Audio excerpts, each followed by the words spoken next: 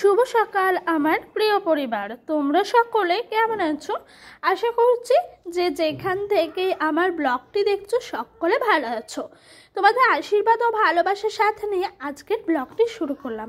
আজকে হলো বৃহস্পতিবার আর এখন বাজে ঘড়ির কাঁটায় ঠিক সকাল 9টা। প্রথমে যেন সকালে ভাতটি করার পর না গ্যাস শেষ হয়ে গেছে। তো আমি আর বুঝে উঠতে পারছিলাম না যে আরেকটা কি গ্যাস সিলিন্ডার আছে না নেই। তো কিছুক্ষণ পর ওয়েট করতে করতেই আমার মা আসলো, তো বলল যে হ্যাঁ আছে, এটা নিয়ে লাগিয়ে দিতে। তো আমি জানো তো এইসব গ্যাস সিলিন্ডার লাগানোর এই দিকটা কিন্তু খুবই পারদর্শী। বিয়ের আগের থেকে মানে জবের থেকে আমাদের বাড়িতে প্রথম গ্যাস আসে তখন থেকে কিন্তু আমিই লাগাতাম। তখন আবার আমার মা পারতো না, কিন্তু কথায় আছে ঠেলায় না পড়লে বিড়াল গাছে ওঠে না, সেই রকমই একটা প্রবাদ বাক্যর সাথে মানুষের জীবনটাও জড়িয়ে যায়। আমার বিয়ের পর মা দু একবার একে ওকে বলে লাগিয়েছেন বটে, কিন্তু তারপরে মাও পারে। তো মা বলছে তুই যখন আছিস লাগিয়েই দে, আমি না হয় পরেই লাগাবো। যাই হোক, লাগানো হলো মোটামুটি। তারপরে দেখো এই দিক দিয়ে গ্যাসটা জ্বালিয়ে নিলাম। আর ওই যে ভাতটা হয়েছিল 1 ফুট দিয়ে রেখেছিলাম, আবারও একবার ফুটিয়ে নিয়েছিলাম। তারপরে এদিক দিয়ে মসুর ডাল সেদ্ধ করতে বসিয়ে দিলাম। জানো তো কালকে বাজার গেছিলাম, তো বাজার থেকে না দুটো তোমার আইসক্রিম নিয়ে এসে ফ্রিজে রেখেছিলাম। আর ডিপ ফ্রিজে একটু লুকিয়ে রেখেছিলাম। ডোডো খেতে ভীষণ ভালোবাসে, তো দেখলে পরে খেতে চাইবে, ওকে তো সবসময় দেওয়া উচিত না। তো এখন ওই 11টা মতো বাজে, মাকে বললাম আইসক্রিমটা বের করে ওকে দিই। তো আমি মা মিলে একটি খাবো আর ডোডোকে কিন্তু একটি দেবো। জানো তো সন্তান সবার কাছে সবসময় স্বর্গ হয়, মারা নিজেরা না খেয়ে সন্তানকে খাওয়ায়।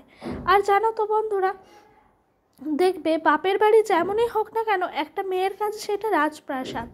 আমার বাপের বাড়ি ভাঙাচোরা যাই হোক, কিন্তু সেটাই আমার কাছে স্বর্গ। জানো আমার বাপের বাড়িতে সেরকম বলতে আমার মাই একা, বাবাও নাই। তো সবসময় যেন মনটা ছুটে ওঠে কবে বাপের বাড়ি যাব। আর বাপের বাড়ি এলে একটা আলাদাই শান্তি পাই, কেন জানি না, এটা এরকমটাই হয়ে থাকে আমাদের মতো।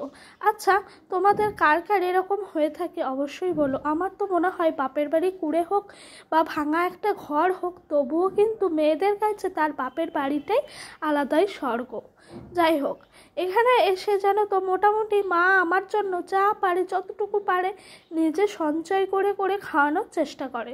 কিন্তু আমার কোনো চাহিদা নেই, যেহেতু আমার মার কেউ নাই, আমার মা একা। মা আমাকে যদি ডাল ভাতও খাওয়ায় প্রত্যেক দিন, এতেই আমি বলবো অনেকটা কিছু করছে।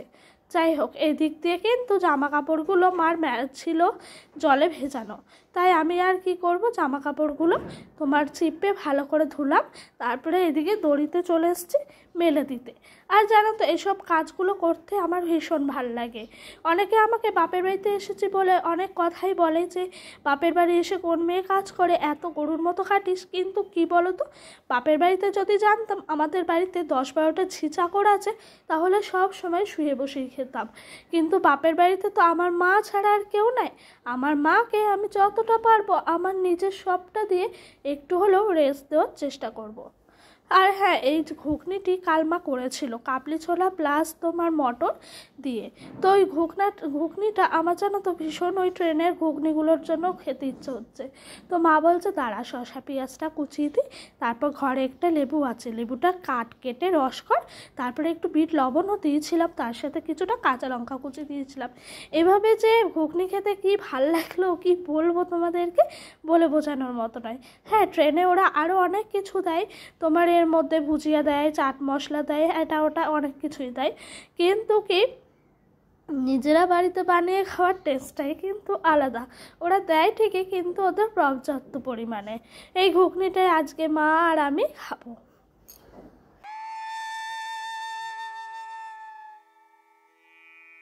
তো এই দিক দিয়ে আবার রান্না বান্নার দিকেও চলে এসেছি। মা কেটে কুটে দিল, ছেলেটাকে নিয়ে একটু ঘুরতে গেল। জানো তো ছেলেটা সবসময় দিনমাকে পায় না, আর মা সবসময় নাতিকে পায় না। তাই যতটুকু সময় ওরা একসাথে থাকে ততটুকু সময় আমি বলি আমি কাজগুলো করি, তোমরা একসাথে থাকো। তো দেখো মায়ের মন, মা বলছে দাঁড়া বাজারে একটা নতুন সবজি উঠেছে, সেটি হলো পালং শাক। বাজার যাওয়ার আগে আমাকে বলে গেল। তো আমাকে বলছে খাবি নাকি পালং শাক? আমার না সেরকমভাবে শীতের সবজি শীতেই ভাল লাগে, যখন যেটা সিজন সেটাই ভাল লাগে। তো যেহেতু মা বারবার বলছে, আমি না করে আর সেরকমভাবে উঠতে পারলাম না। বলছে ঠিক আছে, তোমার যদি ইচ্ছে হয় নিয়ে এসো। তো এই দেখো এদিকে মূলো, তারপর বেগুন আর তোমার আলু ভালো করে ভেজে নিলাম, তারপরে বড়িটি দিলাম, তারপরে কিন্তু এই যে শাকটি দিয়েছিলাম। আর কিছুক্ষণ মতো শাকটা তোমার মজতে সময় দিয়েছিলাম, ওই হাতে গোনা তোমার 5-6 মিনিট। তারপরে কিন্তু শাকটা ভালো করে মজে গেছে। এবার তরকারিটি ভালো করে নেড়ে নেবো। আর জানো তো শাকটা ভালো করে না মজালে ঘাঁটতে গিয়ে ভালো হয় না, মানে নাড়াচাড়া করতে গেলে ভালো সুবিধে হয় না। তো এই থেকে আমি একবার করে নাড়াচাড়াটা করে দিচ্ছি। আর মা সবজিগুলো ভীষণ ছোট ছোট করে কাটে, তো মানে সরু সরু করে, তার জন্য জানো সবজিগুলো তাড়াতাড়ি গলেও যায়। আবারও ঢাকা চাপা দিলাম। এই যে এদিক দিয়ে মোটামুটি পালং শাকের রেসিপিটা হয়ে গেছে। আর এই পালং শাকটি প্রথমে সবজিগুলো ভাজলাম শুকনো লঙ্কা আর তোমার 5 ফোড়ন দিয়ে, তারপরে শাকটি দিয়ে দিলাম, বড়িও দিয়ে দিয়েছি, তারপর ভালো করে নেড়ে নিয়েছি। তারপরে নুন হলুদ, তারপরে যা লাগে আর কি জিরের গুঁড়ো, সেই সমস্ত জিনিসগুলো দিয়ে আবারও একবার নেড়ে নিয়েছি। আর শাকটা দিয়ে না এখনও অবধি ভালোই জল বেরোচ্ছে। চলো মোটামুটি শাকটা রেডি হয়ে গেছে। এবার শাকটা শাকের জায়গায় নামিয়ে নিই। এই যে বাটিটির মধ্যে শাকটা রেখে দিলাম। ডোডোকেও খাইয়েছি, জানো পালং শাক কিন্তু খাওয়ানো খুবই ভালো স্বাস্থ্যের পক্ষে। যাই হোক, হয়ে গেল মোটামুটি রান্না বান্না। এদিক দিয়ে কিন্তু আবারও একবার চলে এসেছি আলু ভাজা ভাজবো। তো আলু ভাজাটি করব মেল ডোডোর জন্য। ও আলু ভাজা খেতে ভীষণ পছন্দ করে, ওকে আলু ভাজা হলে আর কিছু লাগে না। ওই যে বললাম না মা বাজার গেছিলো, কিন্তু কি হয়েছে জানো, মাছ কিনেছে। মাছ না ওই যেই সবজিওয়ালার কাছে নেয়, সেই সবজিওয়ালার কাছে একটা ব্যাগ রেখে চলে এসছে। এবার কি হবে? তো মাকে ফোন করলাম সেই সবজিওয়ালার কাছে। তো তিনি বললেন ঠিক আছে, আমার কাছে ফ্রিজে আমি রেখে দিচ্ছি জায়গা মতো করে, আপনার কোনো অসুবিধা নেই, আপনি কালকে আসবেন, এসে নিয়ে যাবেন। তো জানো তো মা কালকে যাবে, দিয়ে নিয়ে আসবে। তো ফ্রিজে একটা মতো ডিম ছিল, সেই ডিমটা একটু উল্টে পাল্টে পেঁয়াজ লঙ্কা দিয়ে ভালো করে ভেজে নিলাম। এবার আমরা নিরামিষ খাবো, আমার মায়ের মন বোঝে না নাতির জন্য, বলে আমরা না খাবো, ও কি খেতে পারবে বল। তাই আর কি, এদিক দিয়ে আবার ডালটাও সম্বার দিয়ে দিচ্ছি, সিদ্ধ করে রাখা যে ডালটি ছিল মুসুর ডাল সেটি। তো পেঁয়াজ লঙ্কা দিয়ে আজ করা হলো, ঘরে যেহেতু তোমার টক লেবু আছে সেই জন্য জানো তো আর অন্য কিছু করলো না। মা বলছে একেবারে পেঁয়াজ দিয়েই করে নেই। তো মোটামুটি হয়ে গেল রান্না। আজকে বৃহস্পতিবার, পুজোর ভীষণ তাড়া আমাদের এবং মায়ের। তো মা বলছে ঠিক আছে তুই রান্নার দিকটা ম্যানেজ করতে করতে আমি স্নানটা সেরে নিই। এদিক দিয়ে উঠানটা জানো তো একবার ঝাঁট দিয়ে দিলাম, প্রচুর পাতা পড়েছে। কেন পড়েছে জানো, আমার মা না গাছ থেকে পেয়ারা পেরেছে, সেই কারণে উঠানে প্রচুর পাতা জমেছে।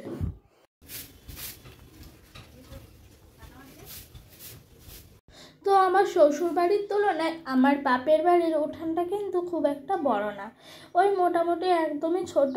তো এই উঠানটা ঝাঁট দিতে আর সেরকম কোনো সময়ই লাগছে না, যেহেতু ওইখানে উঠান ঝাঁট দিয়ে দিয়ে আমি অভ্যস্ত, সেহেতু ওইখানকার উঠানটা আমার কাছে প্রচুর বড়। আর এই উঠানটা একদমই ছোট, মাকে বলছি 2 মিনিটের মধ্যে আমার যেন ঝাঁট দেওয়া হয়ে যাবে।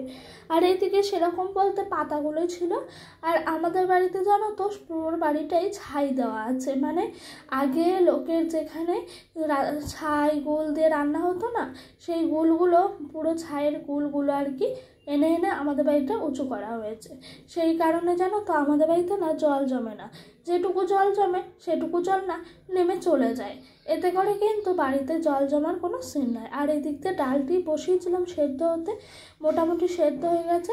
চলো রান্নাও হয়ে গেল আজকের মতো, এখানেই রান্নাবান্না সমাপ্ত হলো দুপুরের আর কি, রাতের বলে নেই। দিয়ে ডালটা ঢেলে নিলাম, ঢালাঢুলি হলো। এবার ডোডো যেন ঘরে স্নান টান করে বসে ওয়েট করছে কখন ওর মাম্মা আসবে আর ওকে কখন খাইয়ে দেবে। তো মোটামুটি তাড়াহুড়া করেই কাজকর্মগুলো করছি, যেহেতু মা আজকে পুজো নিয়ে ভীষণ ব্যস্ত আছে সেহেতু। আর এদিকে সোজা চলে এসছে আমাদের কলতলায় বাসনগুলোকে ভালো করে মেজে নিতে। তো এই দেখো এদিক দিয়ে বাজা হয়ে গেছে, স্নানের জল টিপেও রেখে দিয়েছি, সমস্ত নাইটি টাইটি জোগাড় করে একেবারে রেখে এসেছি ওই দিককার। তো এইগুলো একদম তাড়াতাড়ি করে মাঝামাঝি করে একেবারে সোজা চলে যাব গ্যাসটা মুছে স্নান করতে। আর স্নান করাটা তাড়াতাড়ি করে নেবো, যেহেতু ডোডোর খিদে পেয়ে গেছে, মানে খাবার খাওয়ার টাইম হয়ে গেছে। আর আজ জানো এত দেরি হতো না, ওই যে গ্যাস ফুরিয়ে গেছে, গ্যাসের জন্যই আজ এতটা লেট হয়ে গেল। আর কি করা যাবে, প্রত্যেক দিন তো আর সমান হয় না বলো। অবশ্য আমারও একটু ভুল ছিল, ঘরে গ্যাসটি ছিল, গ্যাসটি আমি লাগাইনি। আর কি করব, চলো ভালো করে কড়াইটাও মেজে নিই। একটু বালি নিয়ে মাজছি, জানো আমাদের বাড়িতে না, বললাম না ছাই আছে, তার সাথে কিন্তু বাড়িতে কাজ হয়েছিল একবার মিস্ত্রিরা, সেই সমস্ত বালিগুলোই পড়ে আছে, সেগুলোই কিন্তু একটু করে নিয়ে ভালো করে মেজে নিচ্ছি। আর দেখবে কড়াইটা যদি একটু সার্ফ, ছাই, বালি এই সমস্ত কিছু একটা দিয়ে মাজা হয় না, তাহলে দেখবে খুব ভালো হয়। শুধু সাবান বা তোমার সার্ফ যেটা ইউজ করে সেটা দিয়ে মাজলে তার থেকে কিন্তু এটা দিয়ে ভালো হয়। যাই হোক, এদিক দিয়ে খেতে চলে এসেছি, এর মধ্যে ডোডোকেও খাইয়ে দিয়েছি।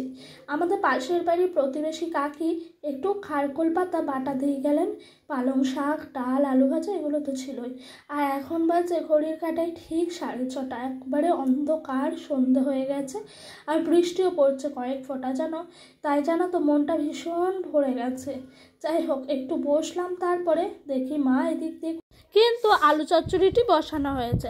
আর এটি হলো রাতের, জানো তো এই আলুগুলো দিয়ে না চচ্চড়ি খেতে এত ভাল লাগে, কি বলবো তোমাদেরকে, অসাধারণ। এই আলুটা হলো চতি আলু, জানো চতি আলুর দামটি অনেকটা বটে, কিন্তু খেতে ভীষণ সুন্দর হয়। তার সাথে যদি এরকম আলু চচ্চড়ি বা কোনো আলুর দম, এই সমস্ত তরকারিগুলো এই আলুটা দিয়ে ভীষণ ভাল লাগে। তার সাথে কটা কাঁচা লঙ্কা ফেলে দিয়েছি। আর এই দিক দিয়ে কিন্তু তোমার আলুগুলোকে ভালো করে গালিয়ে নিচ্ছিলাম, একটু গ্রেভি টাইপের করব। এই যে এদিকে একদিকে লুচি বেলে নিয়েছি, একদিকে লুচি ভেজে নিচ্ছি। আমার জানো তো লুচি ভাজতে বেশ খুব ভাল লাগে, একাই বেশ বসে ভাজবো, কেউ আমার কাছে থাকবে না, কোনো ডিস্টার্ব করবে না, তাহলে আমার ভীষণ ভাল লাগে। ময়দাটি মেখে অনেকক্ষণ রেখে দিয়েছিলাম রেস্টে, তোমরা এরকমভাবে রেখে দেবে। তেলটা যেন লাস্ট অবধি কমে গেছে, এতে করে কিন্তু লুচিগুলো সেরকম ফুলছে না।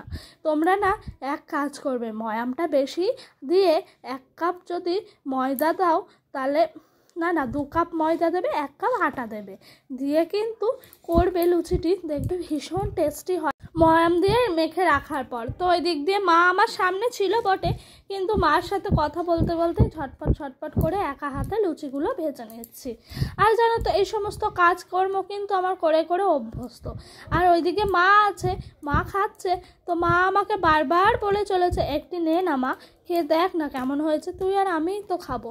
তাই মায়ের কথা মতো নিলাম। রাতের ডিনার আজকে লুচি আর তোমার আলু চচ্চড়ি। যাই হোক, ব্লগটি এখানেই শেষ করছি। ভালো লাগলে অবশ্যই একটি লাইক আর একটি কমেন্ট করো। তো বন্ধুরা, সবাই আমার পাশে থেকো, বাই, দেখা হবে।